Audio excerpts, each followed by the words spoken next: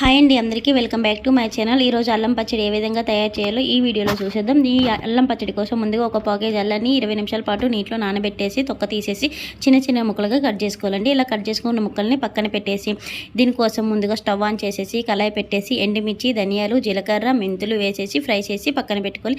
ఇలా పక్కన పెట్టుకున్న తర్వాత అదే కళాయిలోనే అల్లం వేసేసి కొంచెం సేపు ఫ్రై చేసేసిన తర్వాత ఎక్కువసేపు ఫ్రై చేయకూడదండి. ఒక 2-3 మినిట్స్ ఫ్రై చేసేసి పక్కన పెట్టుకోవాలి. ఇలా పక్కన పెట్టుకొని ఒక మిక్సీ జార్లో ముందుగా వేయించిన ఎండుమిర్చి, ధనియాలు, జీలకర్ర, మెంతులు వేసేసి మిక్స్ చేసుకోవాలి. అదే మిక్సీలో ఇప్పుడు వేయించిన అల్లాన్ని కూడా వేసేసి మిక్స్ చేసుకోవాలండి. ఇలా మిక్స్ చేసుకున్న తర్వాత మనం ముందుగానే నానబెట్టుకున్న చింతపండు వేసేసి కూడా మిక్స్ చేసుకోవాలి. ఇలా మిక్స్ చేసుకున్న తర్వాత మనకి కారాన్ని బట్టి బెల్లం వేసుకొని తర్వాత తగినంత సాల్ట్ వేసుకొని మిక్స్ చేసుకుంటే సరిపోతుంది. అదే దీన్ని వచ్చి తాలింపు పెట్టుకోవాలండి. ఇప్పుడు కళాయిలో జీలకర్ర, కరివేపాకు, వెల్లుల్లి, ఎండుమిర్చి వేసేసి ఫ్రై అయిన తర్వాత ఈ అల్లం పచ్చడి వేసుకుంటే సరిపోతుంది. ఎంతో టేస్టీ అయిన అల్లం పచ్చడి రెడీ అయినట్టండి.